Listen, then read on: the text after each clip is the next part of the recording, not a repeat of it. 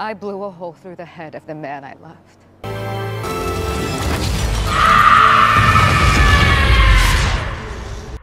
And it meant nothing.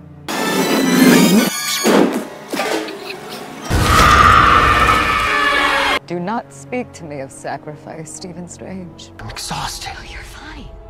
You're fine. You're all going to be fine. I've kept you safe in here. You feel at peace. They'll never know what you sacrificed for them. One of the most fascinating things to me is a situation that occurred in WandaVision. Wanda Maximoff, otherwise known as Scarlet Witch, has gone through a lot, and I completely understand that. But I am so intrigued by the never-ending conversation on Reddit and various venues on the internet, going back and forth as to whether or not Wanda is a villain, a hero, neither, and even more importantly, whether or not she should be held accountable for what happened in WandaVision or not. It definitely is a perplexing conversation, but one of the things that really set me off is in WandaVision, when this character says, "They'll never know what you sacrificed for them." If you haven't watched the show, you might want to watch it, because for some reason, they made it tie into the MCU movies, which is honestly a sleazy way of trying to force people to watch their TV shows. But anyway, for the synopsis, Wanda lost Vision. She had to sacrifice him to help protect one of the Infinity Stones. And then Thanos brought him back, using the Time Stone, and killed him all over again in front of her. With all the pain she suffered, losing her brother, just knowing nothing but loss and destruction her entire life, she has a breakdown. She is refusing to deal with reality because of all the pain. And a lot of us can understand where she's coming from. She goes to this little town, and because her power is linked to her emotions or the pain that she's feeling, she is able to create a world where Vision is still alive. Basically bring back a version of him that's not technically him, but is, and live out this little fantasy life. Unfortunately, you find out later in the show that to do this, she has to have all the people in the town under a spell. They have children, but they're not technically real children. They're like virtual children that she made up from her fantasy. And we know this because nothing can exist outside of the little dome where her magic properties are at full force. Near the end of the show, as a matter of fact, the cracks start showing very soon. She knows on some level something is wrong. Mentally, she's not all there, but she does become more aware later. Either that or she's in denial and she doesn't want to hear it. That she's actually hurting these people, enslaving their minds, and using them as pawns to live out her fantasy. Vision even at some point tells her this as well. He has a family and he can't reach them because you won't let him reach them. I don't know what you're talking about. Stop lying to me! In the end, Wanda realizes that the jig is up and she actually is hurting these people and she must do the right thing and release them. But to release the power means releasing everything that she created that is flaws, that doesn't actually exist outside of the realms of this little mini universe that she's made, which also means her children. Imagine having a dream and you have a family and you've lived out this whole life with this family, from your children were born to when they die, or to when you die, and then you wake up and find out it was just a dream and you're in deep depression because those children that you had loved in the dream were never real. Understandably, if you're someone who has dealt with loss and you've not gotten over any of that, or it just keeps happening, you probably don't even know how to deal with that and to differentiate reality from your fantasy. Father, isn't that enough? Wonder why are there no other children in Westview? Look, there are. Just stop it. Oh no. That I am somehow in charge of everybody in Westview. I don't know how any of this started. What you're doing here, it's wrong. It is wrong. So the pain becomes muddled, everything becomes intertwined and connected. And that's sort of what's happening to Wanda. But regardless of what's happening to Wanda, does it excuse what she did to this town of people? Especially in the later part of the show, when everything's concluding, when people are straight up telling her, and she is making excuses and not trying to hear what they're saying, trying to justify why she needs to do what she's doing. We feel your pain. Your grief is poisoning us. No, stop. Please, let us go.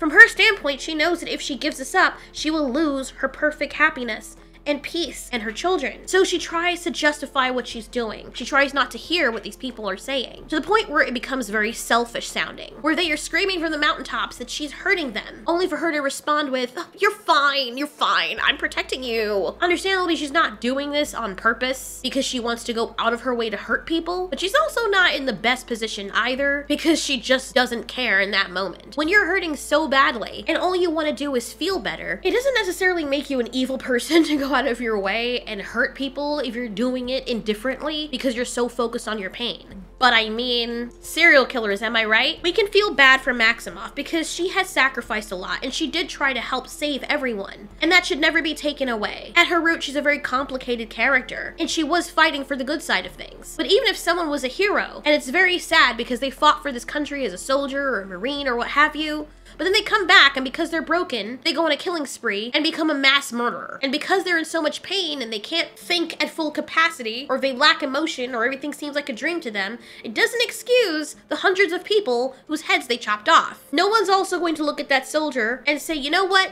It's tough what you went through, so you shouldn't be incarcerated for killing all these people, because, you know, it's not your fault, bro. Half the people that go out there and do these things do them because something is mentally broken with them. It doesn't excuse them hurting other people. For Christ's sake, if a dog bites a child, out of being defensive, even if it's on its side of the fence, the dog is still put down because he bit a child, which I think is very unfair. But there is no room for any nuance in that situation. And understandably, the same should go for human beings if they teeter on over into the realm of doing more bad than they previously have done good. So on to the Wanda thing. This is specifically for discussion purposes. What do you think is the right way to deal with a situation like this, especially if we're talking about superheroes or superpowered beings? On side A of the aisle, people understand that Wanda was having a full-blown mental breakdown, and since her emotions are tied in with the powers, that is how that whole WandaVision thing happened. She has enough power to actually destroy an Infinity Stone, so that's saying something. And with the altered reality, I mean, she's a very dangerous adversary, especially someone who you might not want on your bad side or on their bad side,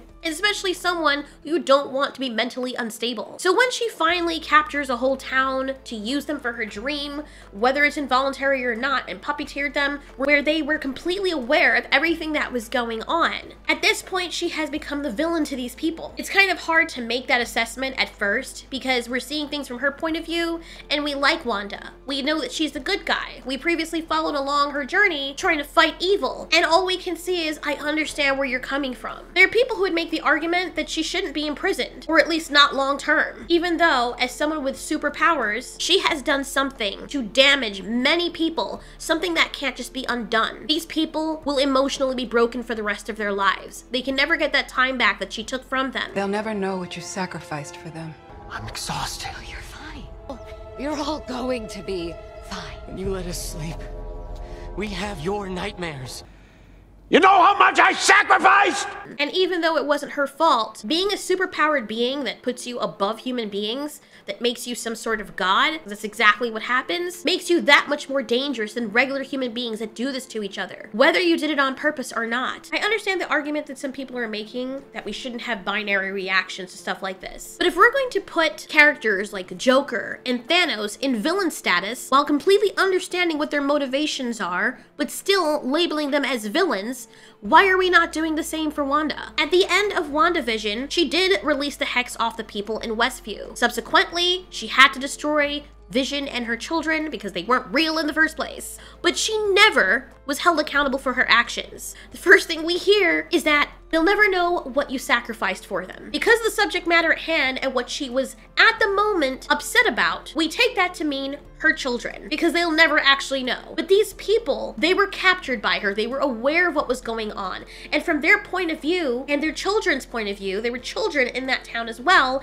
this woman was hurting. Just like all of those other people have probably gone through emotional damage. They've probably had parents that were killed.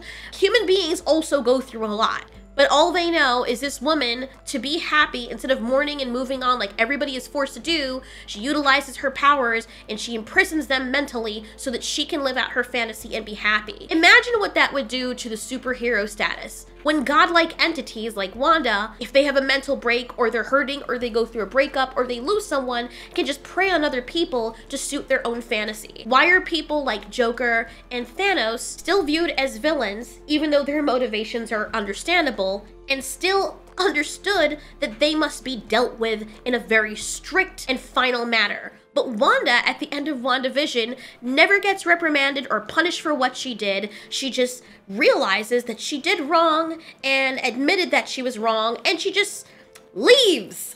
Just scot-free, just goes away. Imagine the children in Westview. They were very young. There was at one point a mother who was crying out for her child to just be released, just let her child go. And Wanda is hearing these things. At some point in her mind, I think she understands what's going on, but she doesn't want to deal with it. These people have become just pawns to her. They're not real to her. And why would they be? She's so much more powerful than them and a lot of all the other superheroes.